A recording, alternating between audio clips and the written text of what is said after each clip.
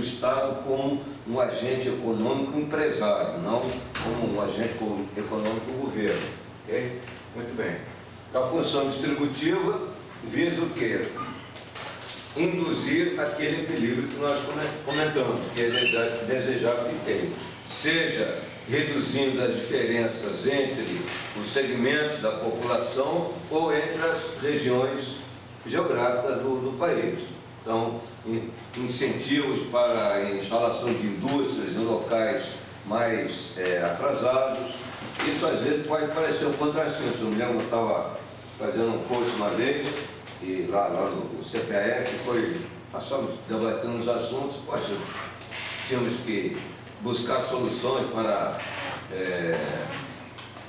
melhorar a situação lá na Amazônia. Então, em determinado momento foi sugerida a instalação de um batalhão numa determinada cidade lá. Alguém levantou, pode, mas essa cidade é muito pequena, tem pouca coisa aqui para o batalhão. Mas justamente por isso, esse batalhão indo para lá, vai acontecer aquele efeito multiplicador. Ao instalar aquele batalhão, ele vai gerar, uma demanda de produtos, de serviços que a população local, que não tem oportunidade de emprego, vai passar a ter. Isso sem contar o próprio serviço militar, que é uma tarefa que o Exército usa muito isso aí para a melhoria social da população também. Tá? Então, justamente por aquela área, justamente por ser crítica, vamos colocar lá uma empresa, um batalhão, uma unidade que vai, então, impulsionar a atividade econômica naquela região. Tá? E a função estabilizadora, que basicamente é isso, utilizar a política econômica para buscar os objetivos econômicos, emprego, crescimento, estabilidade de preço. Tá? Então, são as três funções do governo na atuação no sistema econômico. Mas, em termos de política econômica, é basicamente essa terceira aqui de estabilização. Os gastos do governo, chamado aí, apresentado como letra G, que representa, é o seu custeio, seja nas funções públicas, na compra de bens e serviços, compra de viaturas, compra de navios, compra de aviões, compra de material de escritório, construção de unidades governamentais, tudo isso é gasto do governo. E as transferências que nós já vimos, aquela renda que ele transfere para pessoas sem contrapartida de serviço, ok? Bolsa Família, benefício de prestação continuada, salário e desemprego, isso entra aqui em transferências e faz parte do pacote de gastos do governo. O outro tipo de gasto do governo é o investimento. Então, são despesas que ele faz voltadas para aumentar a capacidade produtiva do país. Construção de pontes, de represas, usinas de energia e assim por diante. Isso é investimento. Investimento são despesas de capital. E para compensar isso, nós já vimos impostos, pode ser os impostos diretos, que atuam diretamente nas pessoas, nas famílias, e os impostos indiretos que chegam nas pessoas indiretamente, ou seja, eles passam pelas mercadorias, pelos bens e serviços que são produzidos.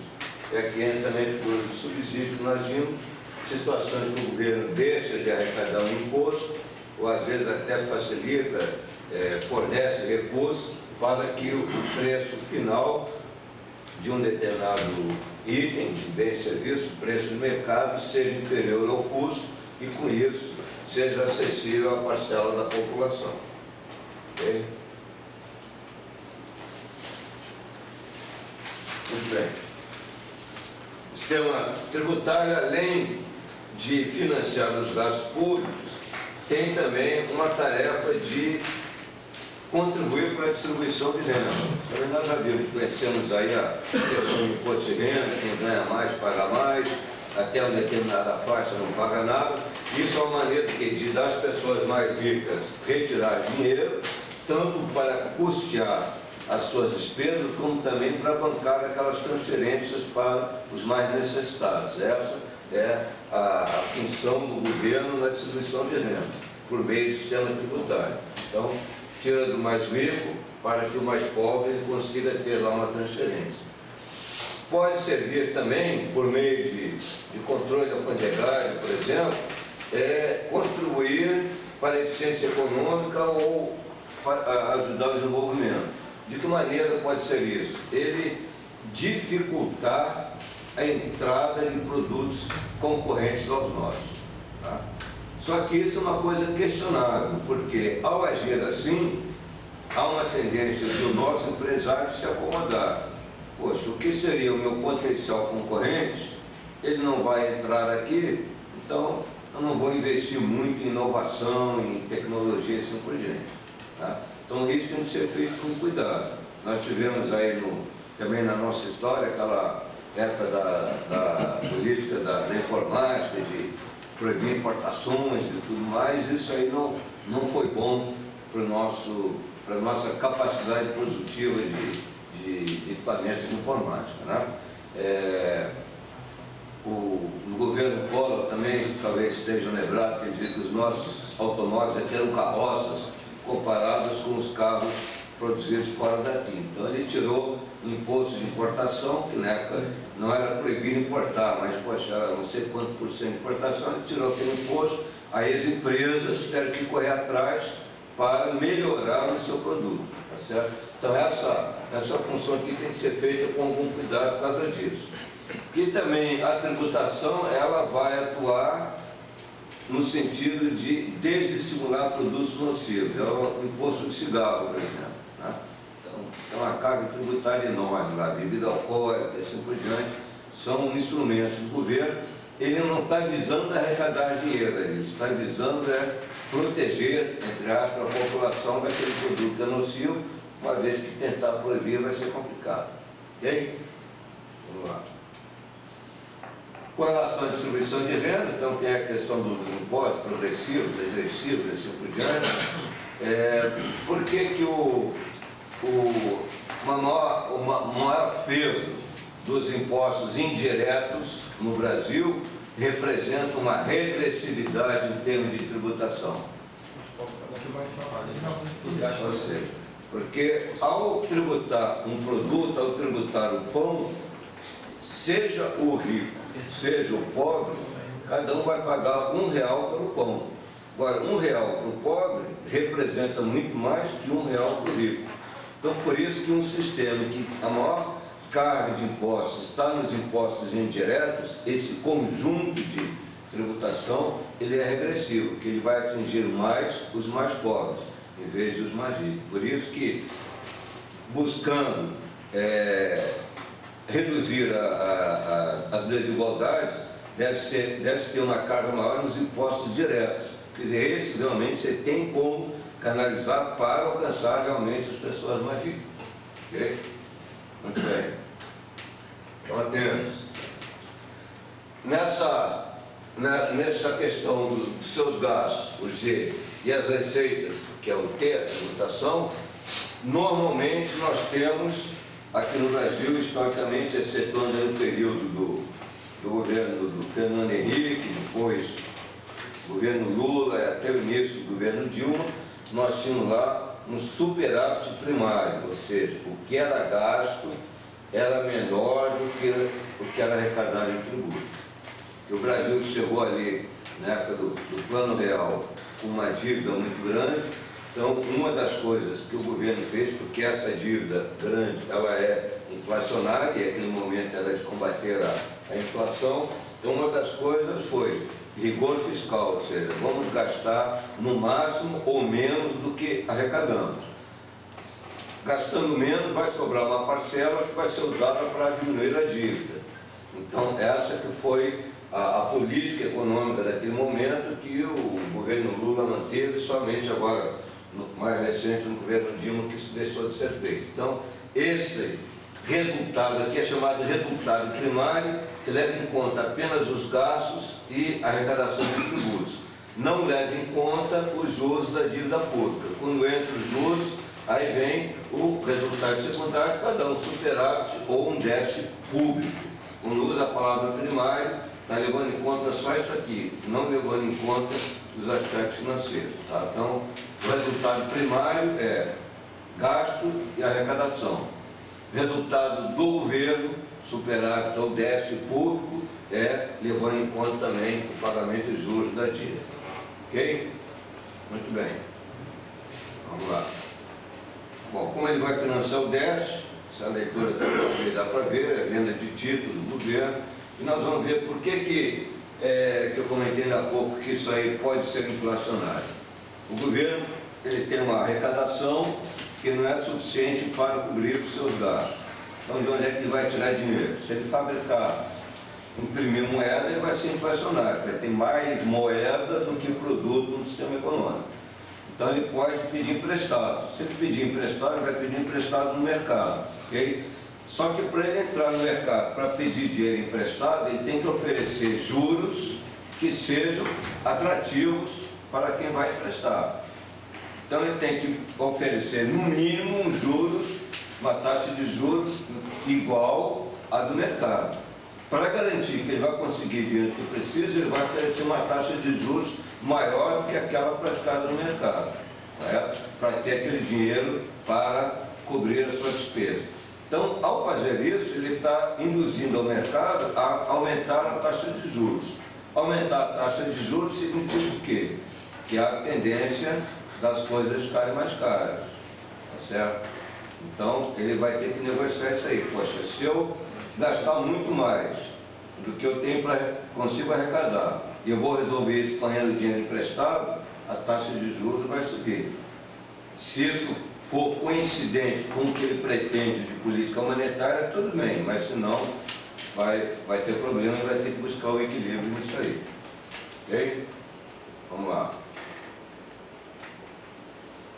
Então, temos a política fiscal expansionista, que nós já comentamos aqui, é uma política em que ele quer o quê?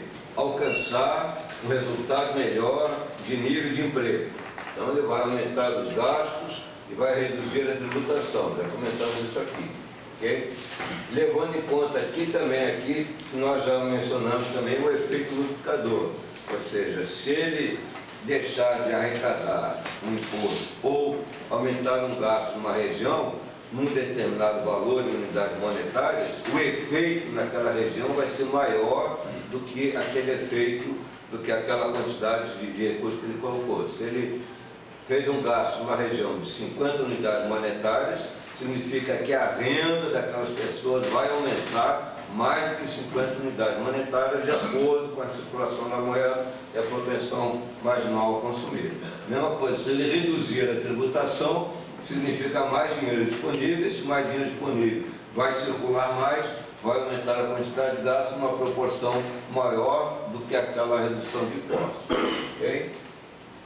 Fala aí da política keynesiana, justamente que isso aumentar a demanda, ou seja, o governo contribuir com gastos para combater o desemprego. Okay? Bom, uma dificuldade que tem, duas dificuldades que tem a utilização da política fiscal como um instrumento de intervenção do governo na economia. A primeira delas é a questão que o orçamento e os tributos, eles precisam passar pelo Congresso. Nós estamos vendo aí a luta que é aprovar alguma coisa. Tributação, no caso do Brasil, da importância da legislação pertinente àquele país, qualquer mudança em tributação só vale no ano seguinte. Você não pode, a partir de hoje, o imposto tal vai aumentar. Tem algumas coisas que a lei permite que seja feito um ajuste entrando em vigor dentro do próprio ano. Se não me engano, o IOF é um exemplo desse aí. Mas imposto de renda, por exemplo, só pode entrar em vigor no ano seguinte. Qualquer alteração no imposto de renda só entra em vigor no ano seguinte. Tá certo? E ainda tem que passar pelo Congresso. Então, é uma providência. Vamos reduzir o tributo ou vamos aumentar o tributo? Poxa, isso só vai começar a funcionar no ano que vem. Agora, eu preciso de uma ação mais rápida, com efeito mais rápido, com resultado mais rápido para resolver esse problema. Então, política fiscal não vai ser um instrumento. O instrumento terá que ser, nós vamos ver a política monetária que permite isso com mais rapidez. Tá? Então, essa é uma das dificuldades que nós temos na utilização da política fiscal. Orçamento e tributação depende do Congresso e são aprovados sempre para o ano seguinte. Então, tem uma defasagem temporal entre a decisão e a entrada em vigor daquelas medidas. Okay? Vamos ver então o outro instrumento que o governo tem, a política monetária, que é basicamente o Banco Central do país, intervindo ou na quantidade de moedas ou na taxa de juros. Na verdade, depende de que caminho vai seguir. O resultado vai ser sempre o mesmo, porque a taxa de juros nada mais é do que o preço da moeda. Então, se ele aumentar a quantidade de moeda, ele vai diminuir a taxa de juros. Tá certo? Se ele aumentar a taxa de juros, vai tirar dinheiro de circulação. Então, as duas coisas acontecem sempre juntos. Mas nós vamos ver as interferências que tem uma com a outra, aí com a taxa cambial também. Mas, então, política monetária, assim como política fiscal, é orçamento, gasto e despesa. Política monetária é Banco Central, taxa de juros e quantidade de moeda, quantidade de meio circulante. Aí ele fala um pouco sobre funções e tipos de moeda. Isso aí, historicamente, tem caído uma questão quase todo ano, tem uma pergunta sobre isso aí, já foi perguntado o que é escambo, que é alguns tipos de moeda, a função da moeda, por que guardar moedas, tudo. Sempre tem uma questão nessa área aí, tá bem? Bom, então, no histórico a gente começa lá no período em que eram as trocas diretas, mas gerou dificuldade, né? E havia necessidade de eu querer trocar por de Oliveira ali alguma coisa, tem que ter o que interessa a ele, tem que ter o que interessa a mim, senão não tem como fazer troca. Isso dificulta. Também, como é que vamos fazer a comparação? Uma ovelha vale quantas cabras? Pode ser uma por ser duas ovelhas para trocar por uma cabra. Então, havia uma dificuldade nessa situação. Quando passou -se a utilizar moeda, né, que inicialmente eram mercadorias mesmo, mercadorias que serviam como moeda, mercadorias que tinham uma procura grande, tinha uma livre aceitação pelas pessoas, então passamos a ter algumas mercadorias, como saldo aí, nosso salário, assim por diante, né? Mas também essas mercadorias tinham sua dificuldade. Pô, o sal molhou, acabou. Perdeu o valor dele, que tinha a questão do valor intrínseco daquela mercadoria. Até que chegou na moeda, propriamente dita, em que ela valia pelo que ela tinha de metal valioso nela mesmo, né? Moeda de ouro, de prata, assim por diante.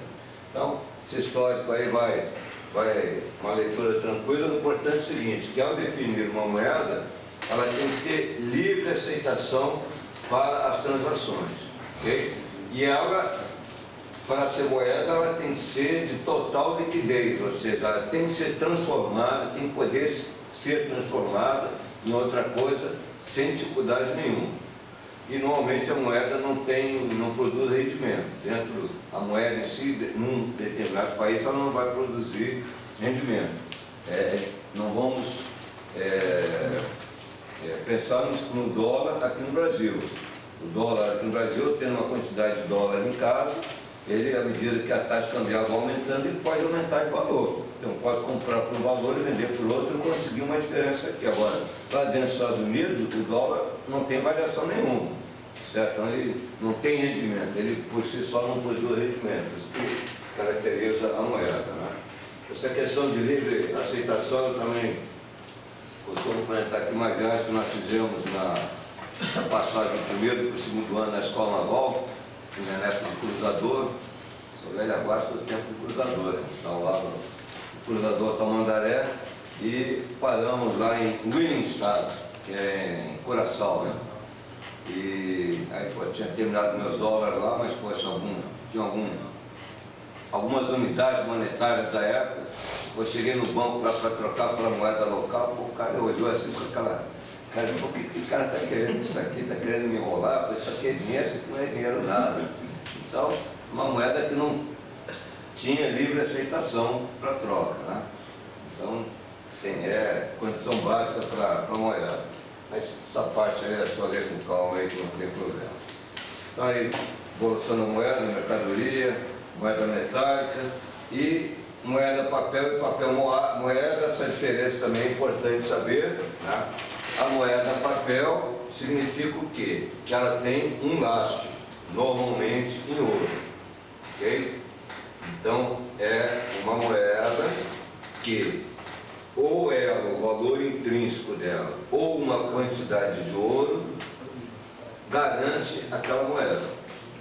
Qualquer momento aquela moeda pode ser trocada por aquela quantidade de ouro que vai haver a correspondência de ouro ou o que for definido. Tá? E o papel moeda é o papel que vale por moeda, que é uma moeda fiduciária, que é questão de credibilidade. É o governo que diz, olha, esse pedaço de papel aqui vale R$100. Ele não tem por trás ouro, não tem nada para garantir aquilo ali. É o poder fiduciário do governo que faz com que aquela nota vale R$100. Então essa é a diferença fundamental entre moeda, papel, ou seja, moeda na forma de papel, e o papel que vale por moeda. Ok? Muito bem. A aceitação então é a imposição legal pelo governo. Aqui tem uma coisa, nós vamos ver mais à frente, mas podemos mencionar também, é chamado currency board, que é uma situação que a Argentina adotou em determinado momento, e tem outros países, não lembro agora também quem está adotando, que utiliza uma moeda estrangeira como o lastro. Então houve um período lá nessa história econômica tumultuada da Argentina que eles definiram que um austral, um peso daqueles, valeria uma determinada proporção com relação ao dólar. Então a quantidade de moedas circulando na Argentina correspondia à quantidade de dólares que tinha lá no banco central deles. E poderia haver conversão a qualquer momento. Ok? Muito bem. Enquanto foi seguida essa regra, funcionou bem. Até um determinado momento que o governo ele percebeu que não estava dando conta daquilo, aí ele começou a emitir mais moeda do que ele tinha lá de dólar. E depois passou, em vez da referência ao dólar, ser uma cesta de moedas. Aí a população perdeu a confiança. Enquanto eu tinha um euro, um austral, aqui, um peso, valendo $1, eu estava tranquilo. Agora, eu não sei se eu conseguia. Aí, na hora que ele queria no banco para trocar o peso pelo dólar, o banco não aceitava. Aí, acabou. Desmontou tudo. Tá? Mas havendo essa confiança, ou então, como tem país, o Equador ou Peru? Equador. Ele simplesmente acabou com a moeda dele, usa dólar. Esse é o currency board 100%, então assim, não tem nenhuma outra moeda para disfarçar, é a própria moeda estrangeira, ou seja, o país que não tem sua própria moeda. Né? Muito bem, vamos lá. As funções da moeda, também isso aí é importante saber, ela nasceu para isso aqui, ó. Principal função, intermediar a troca de mercadorias. Okay? Mas ela serve também como uma unidade de conta, foi aquela questão que eu falei. Como é que eu vou trocar ovelha por cabra? Qual é a relação que tem? Bom, uma ovelha vale 2 unidades monetárias, uma cabra vale 1 unidade monetária, então eu preciso de 2 cabras para trocar por uma ovelha. Essa unidade de conta, que é a unidade monetária, responde por isso aí. Esse é o diferencial para fazer as trocas. E ela também vai servir como reserva de valor, porque aquela moeda ela vai manter, em tese, o seu poder de compra. Okay? Então, se eu não quero comprar alguma coisa agora, eu guardo aquela minha moeda para usar quando eu precisar, mas passando emergência, ou eu vou esperar alguma coisa ficar com um preço mais atrativo, eu estou achando que, poxa, que a safra desse ano vai ser muito boa, o pessoal vai produzir muito trigo, então o preço do trigo vai baixar um pouco, então eu vou guardar meu dinheiro, em vez de comprar trigo agora, eu vou comprar mais à frente, que vai estar mais barato. Então isso é reserva de valor. Então essas 3 funções básicas da moeda também são coisas importantes de saber. Liquidez nós já vimos, é a capacidade do ativo ser transformado em poder de compra. Né?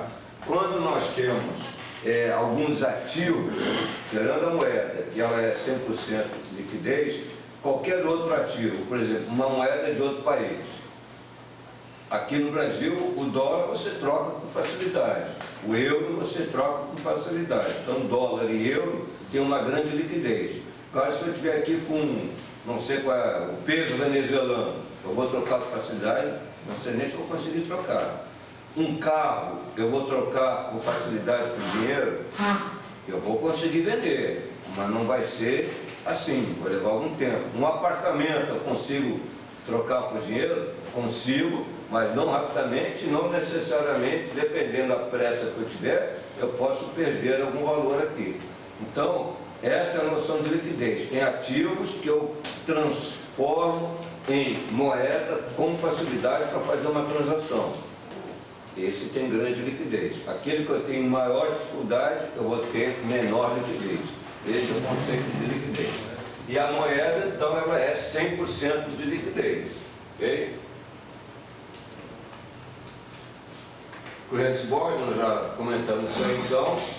A quantidade de moeda num determinado país vai depender do laço de uma moeda, ou pode ser também de uma cesta de moeda de outro país, as suas reservas internacionais são por diante. Okay? Mas no caso da Argentina foi inicialmente em relação ao dólar, como serviu de laço. E aí, nessa situação, o que vai se definir, o que vai permitir definir a quantidade de moeda? A taxa de câmbio, ou seja, essa relação aqui, que vai permitir definir a quantidade de peso que vai ter no país, ou o estoque daquela moeda que vai definir. Uma dessas coisas vai servir de referência. E em função dessa âncora, dessa referência, vai aumentar ou diminuir a quantidade de moeda em circulação no país. Ok? Vamos lá. Opa, voltei.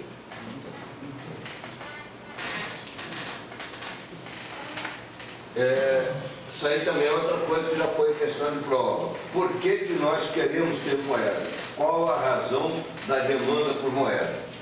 Primeiro, por causa da função dela, que é o motivo transacional. Então eu preciso ter dinheiro para fazer as minhas transações, para pagar o ônibus, para pagar o táxi, para comprar um sorvete na padaria.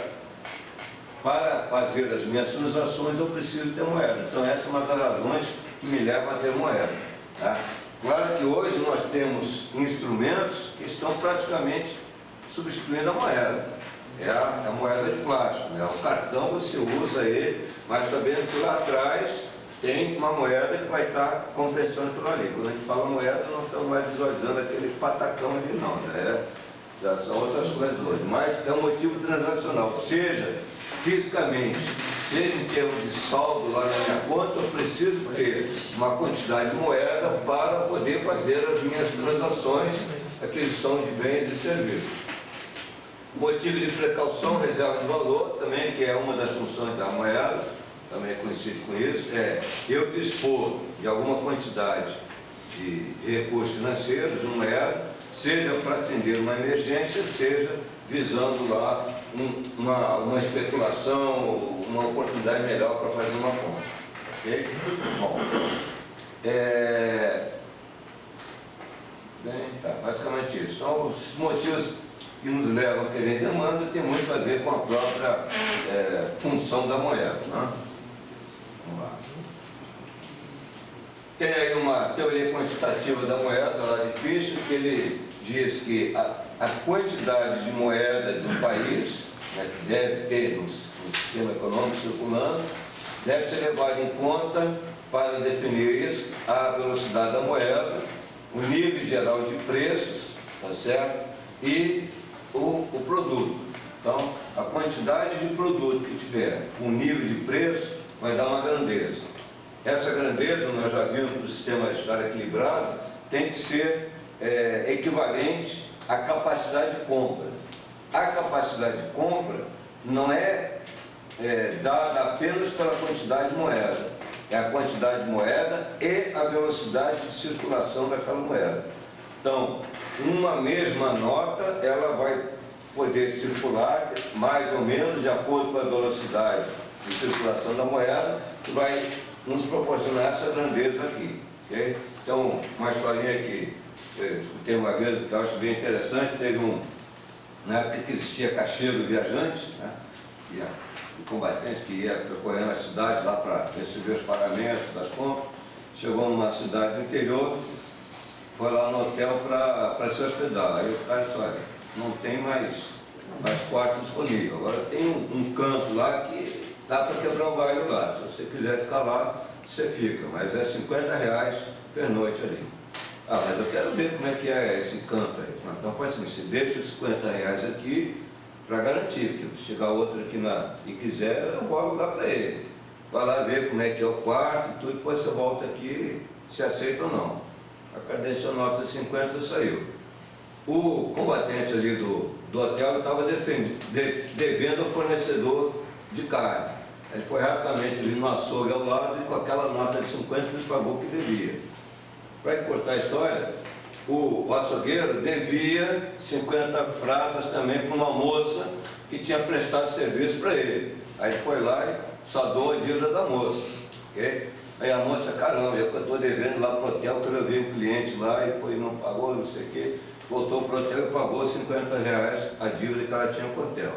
Aí o cara voltou e disse, olha, eu não gostei do quarto não, pegou R$50 e foi embora. Mas aquela nota de R$50, ela bancou 3 transações ali. Né? Então isso é a velocidade de circulação da moeda. Então, além da quantidade de moeda, quanto mais ela circula, essa grandeza é que vai representar a capacidade de compra, que tem que estar equilibrada com a capacidade de produção, que é a quantidade de produtos e o nível de preço daqueles produtos. Tá bem? Então, essa noção aí de velocidade de circulação da moeda. Quantidade de transações líquidas com a mesma unidade monetária. A nota de 50 prata lá do combatente. Esses conceitos também tem que saber. Aqui no Brasil, os conceitos de oferta de moeda, de meio de pagamento são: o primeiro deles é o chamado M1, que nada mais é que o papel moeda em poder do público, okay? Mais os depósitos em banco. Isso aqui não é menos meio de pagamento, não. Isso aqui é igual meio de pagamento. Tá? Então, o M1 é a quantidade de meio de pagamento representado pelo dinheiro que está disponível, circulando no poder do público, e os depósitos à vista, que tem nas contas bancárias. Tem depósito, você saca a qualquer momento, está lá, é quase que como dinheiro. Okay? Então, isso aí representa o M1, que é basicamente o que é utilizado nas transações e é o ativo com liquidez absoluta e não rende juros, por isso que é o M1, não está rendendo juros nenhum. Quando a gente tem uma conta remunerada, lá que a gente bota, fica o saldo na conta, e que fica rendendo lá uma mixaria, aquilo ali na realidade não é um depósito à vista. É o banco, ele pega o seu dinheiro, pega o nosso dinheiro e faz uma aplicação e no final do mês ele dá uma mixaria de volta. Mas então é algo que é quase o M1.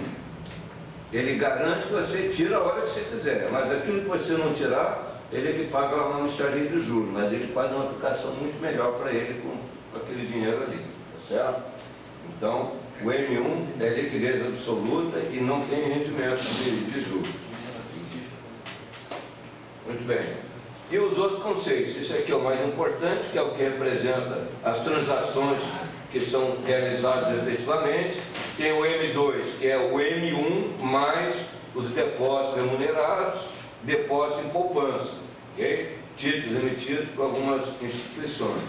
O depósito em poupança ele está no M2 e não no M1, porque a finalidade da poupança é render juros, então não pode ser M1. Você pode sacar a qualquer momento, só que você vai deixar de ganhar juros, ok? Então, a conta de poupança, se você não utilizar, ela é M2. Se você utilizar, retirar o dinheiro, ele é quase um M1, que você pode sacar a hora que quiser. Tá? O M3 é o M2 mais fundos de renda fixa e outros aí. O M4, então, é o conjunto daquilo tudo, M3 mais os títulos de alta liquidez. Esses 4 conceitos aí, vão saber, mas ter noção importante do que é o M1. Esse aqui que realmente vai representar as transações, vai permitir as transações no mercado. O que significa um banco criar moeda? Então, tem essa expressão que o banco está criando moeda. Na realidade, ele não está imprimindo moeda. Mas o que acontece? Vem o cidadão lá, abre uma conta, deposita R$100 para abrir aquela conta. E leva em dinheiro, saca ali ele mesmo, saca R$10. Então ele deixou guardado lá no banco R$90. Okay? Muito bem. Esses R$90 o banco vai usar como empréstimo. Então vai emprestar para o cidadão B, R$90. Só que esse cidadão B, ele não vai levar com eles R$90. Digamos que ele deixe lá 80 e leve somente 10. Então, ficar lá 80. Na verdade, era daquele primeiro cidadão que ele emprestou e voltou ali. Okay? Aí, com esses 80, vem um terceiro cidadão, ele empresta esses R$80 para esse terceiro cidadão, o cidadão tira R$10 e deixa lá 70. Tá? Então, o que nós temos aqui em termos de M1? Nós temos aquelas 3 notas de R$10 que estão circulando, mais 90, mais 80 e mais 70. Então, aqueles R$100 originais, na realidade, foram transformados em uma quantidade maior de reais. É como se o banco estivesse criando moeda. Na realidade, ele não está. Se os 3 vierem para tentar sacar ao mesmo tempo o dinheiro deles, ele não vai ter. Ok? Por isso que ele tem uma coisa chamada, que nós vamos ver mais à frente, que é uma taxa de segurança. Ele normalmente não empresta tudo aquilo que ele recebe de depósito. Ele fica com uma taxa ali para proporcionar uma segurança para ele, para atender essas demandas que tem. E vamos ver depois uma outra maneira de governo atuar em cima do sistema bancário, das moedas, utilizando isso aí também. Muito bem, que é o que nós vamos ver agora aqui. As reservas compulsórias e reservas voluntárias. Reserva voluntária, então, isso que eu já falei. O banco, por precaução, ele toma uma iniciativa de não emprestar tudo que ele recebe de depósitos. Okay? E a outra coisa, que é a reserva compulsória, que nós vamos ver que é um dos instrumentos que o Banco Central tem para diminuir a quantidade de moeda em circulação, é o governo definiu o seguinte, o Banco Central definiu o seguinte: atenção, bancos, vamos ter uma reserva compulsória de 30%. Significa o quê? Do dinheiro que entrar em depósito no banco, 30% ele é obrigado a manter no banco, ele não pode fazer empréstimo. E esses 30%, se for o caso, ele pode até ter que recolher no Banco Central, ou fica parado ali no banco, dependendo da situação da regra do momento do país. Então isso é reserva compulsória. Significa que 30% dos depósitos o banco não vai poder usar para criar moeda, para aumentar a quantidade de meio de pagamento no sistema econômico. Tá certo? Então ele vai ter, de cada R$100 que ele vai receber de depósito, ele vai ter uma reserva voluntária dele, seja lá 10%, e mais uma reserva compulsória definida pelo Banco Central. 10, 15, 20, 30%, o que for. Esse valor, esse percentual de reserva compulsória vai ser, nós vamos ver, um instrumento de política monetária, porque com esse percentual o governo vai poder aumentar ou diminuir a quantidade de moeda em circulação.